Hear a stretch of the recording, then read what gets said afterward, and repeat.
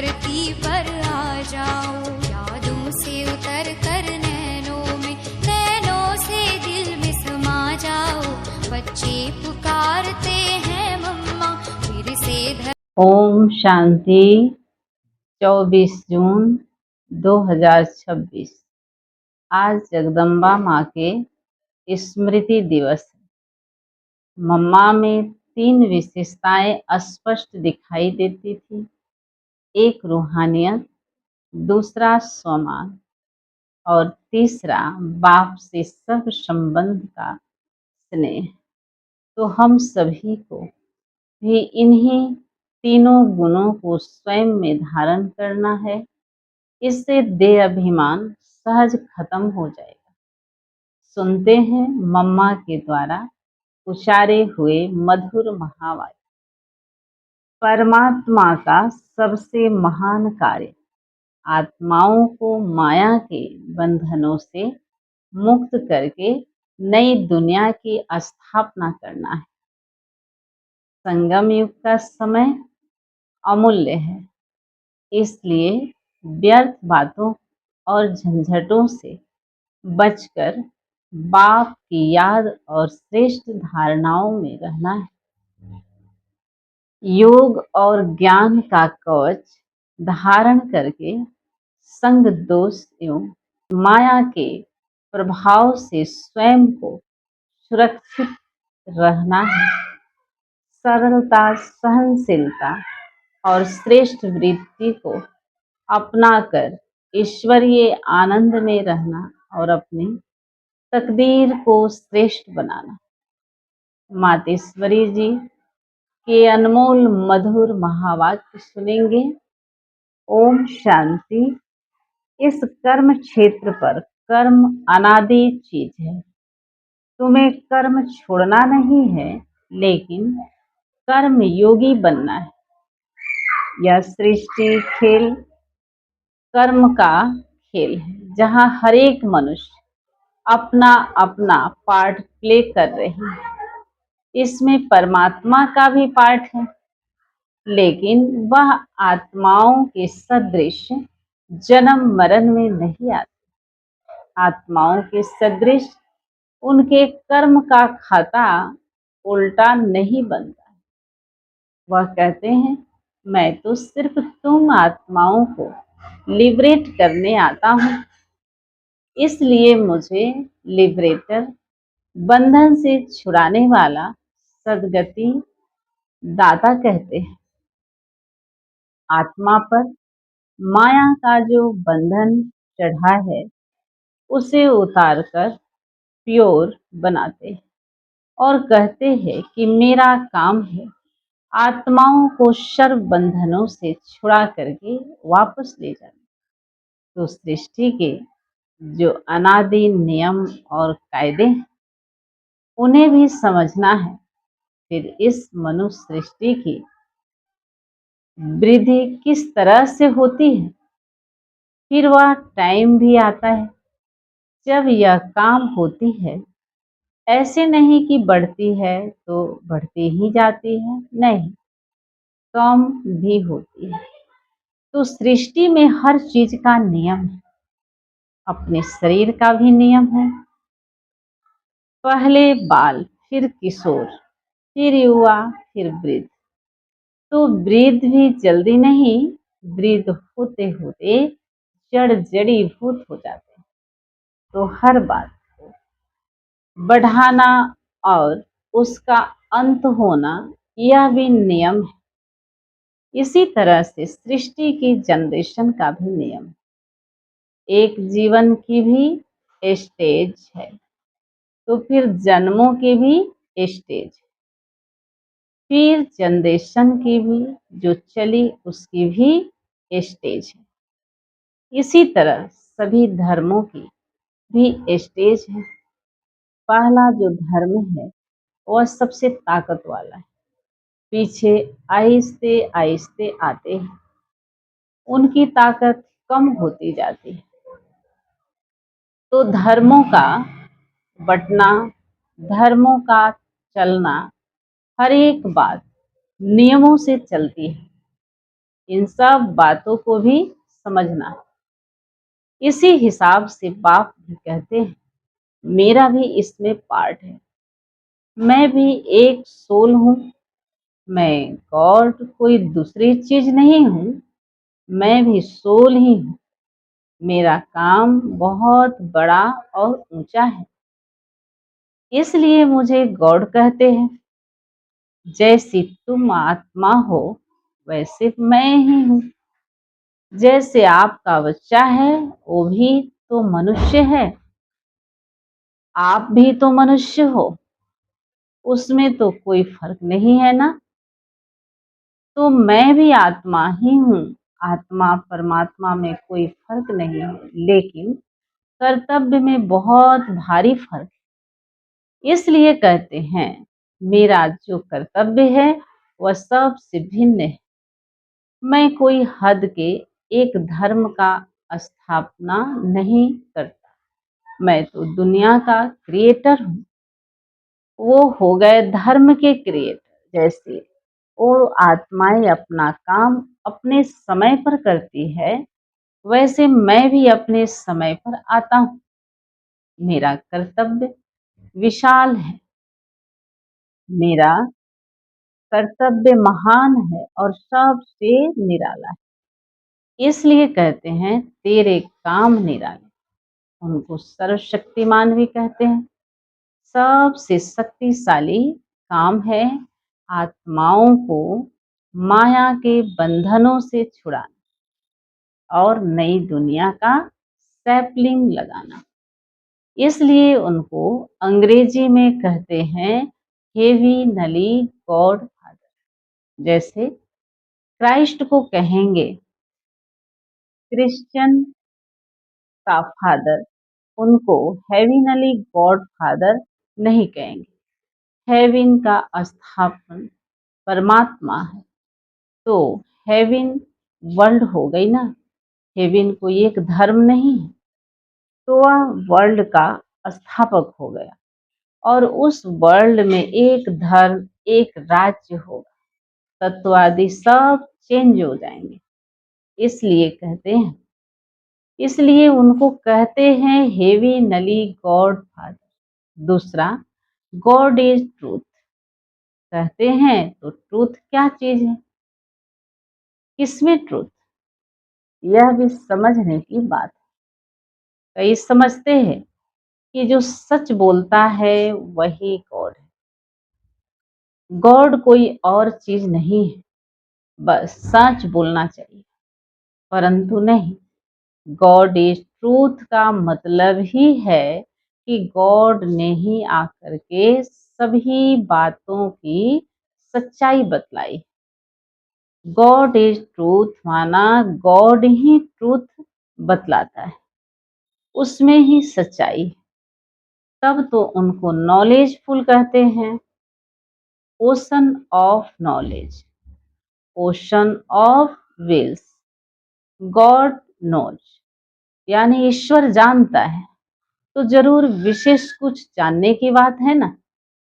तो वह कौन सी जानकारी है, यह नहीं कि इसने चोरी की। गॉड नोज, भले वह जानता सब कुछ, परंतु उसकी महिमा जो है ना, वह इसी पर है कि हमारी दुनिया जो नीचे गिरी है वह ऊंची कैसे चढ़े। इस चक्र की बातों को वह जानता है, इसलिए कहते हैं गॉड नोज। तो परमात्मा की महिमा उस तरीके से आती है जो मनुष्य से भिन्न है, क्योंकि उनका जानना सबसे भिन्न है। मनुष्य का जानना हद है। कहते भी हैं मनुष्य अल्प यज्ञ है, और परमात्मा के लिए कहते हैं वह सर्वज्ञ, जिसको अंग्रेजी में नॉलेजफुल कहते हैं, यानी सर्व का ज्ञाता अथवा जानने वाला। तो जो सर्वज्ञ है वही ट्रुथ है, जान सकता है। यथार्थ बातों की नॉलेज जिसके पास होगी जरूर वह सबको देगा ना। अगर खुद जाने दूसरों को न दें तो उससे हमें क्या फायदा? जानने दो, परंतु नहीं, उसकी जानकारी से हमें कोई फायदा मिला है, तब तो हम उसकी क्वालिफिकेशन गाते हैं, उसके पीछे पड़ते हैं। कभी कुछ भी होता है तो कहते हैं, हे भगवान, अब तू यह कर, खैर कर, रहम कर, मेरा दुख दूर कर। तो हम उससे मांगते हैं ना, उससे कुछ संबंध है ना, इसलिए उस तरीके से याद करते हैं जैसे उसने हमारे पर कोई एहसान किया है। अगर कभी किया ही नहीं होता तो हम क्यों उसके लिए माथा कुटी करते? जब कोई मुसीबत के समय मदद करता है तो दिल में आता है कि इसने बड़ी मुसीबत के समय मुझे हेल्प की थी, समय पर मेरी रक्षा की थी, तो उसके प्रति दिल में प्रेम रहता है। तो परमात्मा के प्रति भी ऐसा ही प्रेम आता है कि उसने हमारी समय पर मदद की। परंतु ऐसे नहीं कि कभी कोई मनुष्य का अच्छा हो गया तो कहे यह भगवान ने किया, बस भगवान ऐसा ही करता है। लेकिन उसका बड़ा काम है, वर्ल्ड का काम है, दुनिया के संबंध की बात है। बाकी ऐसे नहीं कि किसी को थोड़ा पैसा मिल गया या भगवान ने किया, या तो हम भी अच्छे कर्म करते हैं तो उस कर्म का फल मिलता है, अच्छे बुरे कर्मों का हिसाब चलता है, उसका भी हम पाते रहते हैं। लेकिन परमात्मा ने आकर के जो कर्म सिखाया, उसका जो फल है वह अलग है। अल्पकाल का सुख तो बुद्धि के आधार पर भी मिलता है, परंतु उसने जो नॉलेज दी उससे हम सदा सुख पाते हैं। तो परमात्मा का काम भिन्न हो गया ना, इसलिए कहते हैं कि मैं ही आकर के कर्म की यथार्थ नॉलेज है वो सिखाता हूं। जिसको कहा है कर्मयोग श्रेष्ठ है, इसमें कर्म को घर गृहस्थ को छोड़ने की बात नहीं है। सिर्फ तुम अपने कर्मों को पवित्र कैसे बनाओ उसकी नॉलेज मैं बतलाता हूं। तो कर्म को पवित्र बनाना है, कर्म छोड़ना नहीं है। कर्म तो अनादि चीज है, यह कर्म क्षेत्र भी अनादि है। मनुष्य है तो कर्म भी है, परंतु उस कर्म को तुम श्रेष्ठ कैसे बनाओ वह आकर के सिखलाता, जिससे फिर तुम्हारे कर्म का खाता अकर्म रहता है। अकर्म का मतलब है कोई बुरा खाता नहीं बनता है। बाप कहते हैं, मैं इस छोटे से संगम युग में तुम्हारे देश, इस कारपोरियल दुनिया में तुम्हारे लिए ही आया हूं। तो कम से कम जितना टाइम है उतना टाइम तो कुछ हमारा ख्याल करो। बाबा के बने हो तो कम से कम इतना टाइम तो शुद्ध करो, फिर तो तुम्हारी ऐसी प्रारब्ध बन जाएगी जो तुम्हें उस दुनिया में मेहनत नहीं करनी पड़ेगी। अभी थोड़ी मेहनत की बात है। अभी तुम कैसे भी करके मर मीट करके भी पवित्र रहने की प्रतिज्ञा करो, अपनी दृढ़ता करो, अपनी धारणाओं में रहने का पूरा प्रयत्न करो। बाप तुम्हें साफ साफ बतलाते हैं, तुम सिर्फ इतने थोड़े टाइम के लिए यह मेहनत करो। मैं तुम्हें और कोई मेहनत नहीं कराता, तुम्हें जितना मिलता है उसकी भेंट में कोई मेहनत ही नहीं, कोई मेहनत ही नहीं है। ऐसे नहीं सिर्फ कहते रहो कि मैं यह करूँगा, वह करूँगा, दुनिया क्या कहेगी, वह क्या कहेंगे, अरे दुनिया क्या कहेगी, छोड़ दो इसे, अभी यह दुनिया ही जाने वाली है, अब तो मौत सामने खड़ा है। तुम इतना लंबा चौड़ा जो बनाकर बैठे हो, यह सब वेस्टेज कर रहे हो। अभी पाप कहते हैं उस वेस्टेज को बचाओ। इस शरीर निर्वाह के लिए जितना चाहिए उतना भल करो, जितना तुम्हारा क्रिएशन के साथ हिसाब किताब है उतना करो। मैं कहाँ संभालूंगा, इससे तुमको ही संभालना है। जो जरूरी है वह तो तुमको फ्री करता हूँ, लेकिन अभी यह जो एक्स्ट्रा रच रहे हो उसके लिए मना करता हूँ, क्योंकि अभी वह तो गिरना ही है, क्योंकि अपना फालतू समय गंवा रहे हो। इन फालतू के झंझटों से ही तुम दुखी हुए, उन झंझटों से तुम कैसे छूटो वही तो मैं तुम्हें बताता हूँ। फिर भी बैठ करके अनेक बहाने लगाना यह कहाँ की रीति है। फिर बाप ही कहते हैं कि देख लेना, अभी अगर मुझे सीधी उंगली नहीं देते हो, हाथ नहीं देते हो, तो फिर मैं ऐसे नाक पकड़ के ले चलूंगा। नाक पकड़ेगा तो फिर दम घुटेगा, फिर दुख होगा, सजाए खानी पड़ेगी ना। इसलिए कहते हैं अभी हाथ में हाथ देकर सीधा चलने का टाइम आ गया है। अगर सीधी तरह से नहीं चलेंगे तो फिर मेरे हाथ में तुम्हारा नाक भी तो आएगा, फिर देख लेना, फिर उस समय कुछ नहीं हो सकेगा, कुछ न कुछ कर सकेंगे। इसलिए बाप कहते हैं बच्चे, अब तुम मेरे होके, मेरे पास आके मेरी बातों को सुन के अगर फिर भी कुछ नहीं किया तो उनके लिए बहुत कड़ी सजाए है। इसलिए जिन विचारों को पता नहीं उनकी तो बात अलग है, बाकी जिन्हों को पता है, जो बैठ के सुन के फिर इन्हीं बातों में गफलत की, तो उनकी तो खैर नहीं। जैसे 10 गुना फायदा वैसे 10 गुना नुकसान होगा। तब कहते हैं अपने नुकसान को, घाटे को अच्छी तरह से समझो, अच्छी तरह से कुछ तो अपनी बुद्धि खोलो। अभी बाप से बुद्धि योग लगाएंगे तो ताकत मिलेगी। तो इन सभी बातों को समझो, भूलो मत।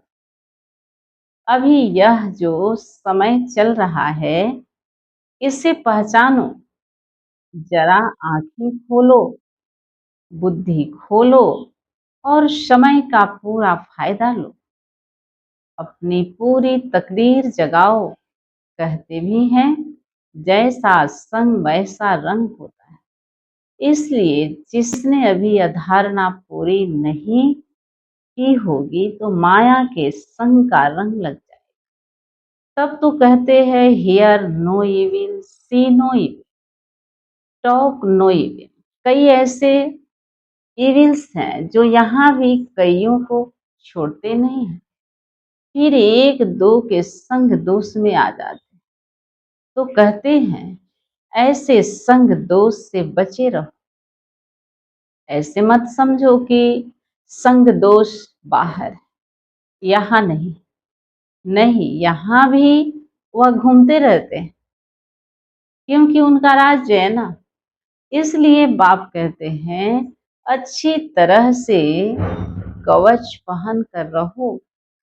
कवच होगा तो उसकी गोली चलेगी नहीं।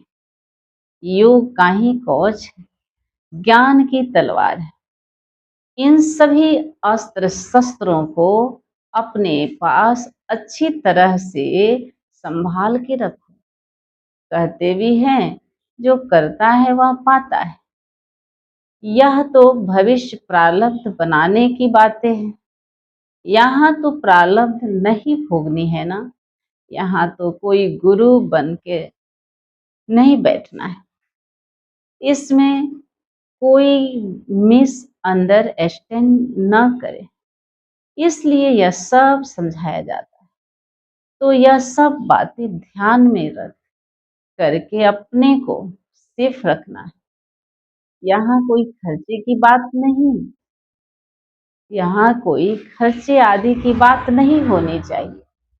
अभी यह सब खर्चा दूसरों के कल्याणार्थ ही यूज करना है। एक एक पाई भी सब इसी कार्य में लगाना है। अच्छा, ऐसे बाप दादा और माँ के मीठे मीठे बहुत अच्छे खबरदार रहने वाले बच्चों के प्रति याद प्यार और गुड मॉर्निंग। अच्छा, प्रश्न है मम्मा, हम चलते फिरते योग की ऊंची अवस्था में कैसे स्थित हो सकते? उत्तर में बताएं। वास्तव में अपनी यह लाइफ नेचुरल योग की हो जानी चाहिए, क्योंकि योग है निश्चय। तो हरदम निश्चय को कायम रख प्रैक्टिकल वह स्वरूप बन जाना है। निश्चय रूप बन कर्म इंद्रियों से कर्म करो। भले स्थूल कर्म इंद्रियां कोई भी कार्य करती रहे, मगर खुद को उस ही सुख स्वरूप अवस्था में लवलीन रखना। आपका चेहरा सदा सुख स्वरूप रमणीक दिखाई दे। कोई भी अशुद्ध संकल्प विकल्प न रहे। ईश्वरीय आनंद में आंतरिक मगन अवस्था में रहो, तो फिर कोई भी अशुद्ध संकल्प विकल्प की उत्पत्ति नहीं होगी। शुद्ध प्योर धरणी में जो भी संकल्प उत्पन्न होगा वह लोक संग्रह प्रति अथवा अपनी उन्नति प्रति होगा। यह अति मीठी सुंदर अवस्था है जो समय पर मदद करती है। ऐसे ईश्वरीय अलौकिक मीठी प्योर लाइफ बनाने का अब ही गोल्डन चांस तुम्हें मिला हुआ है। तो ऐसी अवस्था बनाने के लिए थोड़ी मेहनत करो। जब हम योग में बैठते हैं तो अंदर में मंत्र पूजा जाप आदि कुछ भी नहीं करते।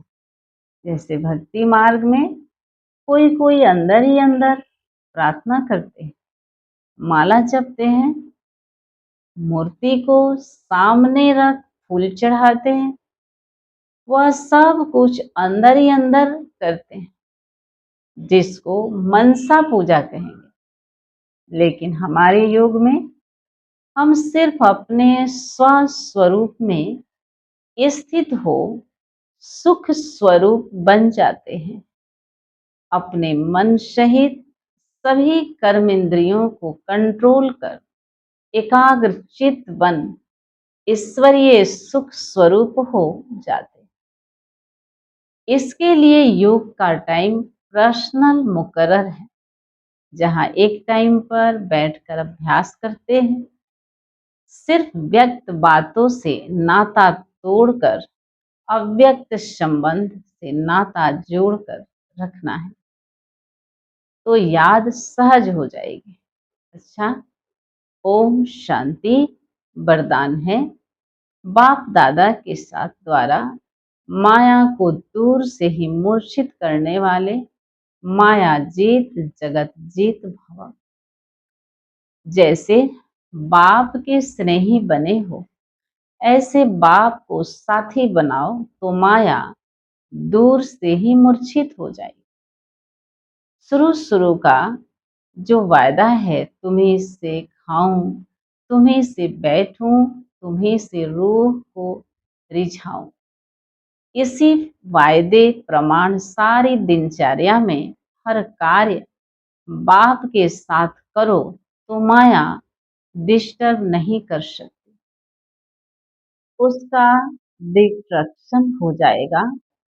तो साथी को सदा साथ रखो, साथ की शक्ति सेवा मिलन में मगन रहने से माया जीत जगत जीत बन जाएंगे। स्लोगन, अपनी ऊंची वृत्ति से प्रवृत्ति की परिस्थितियों को चेंज करो।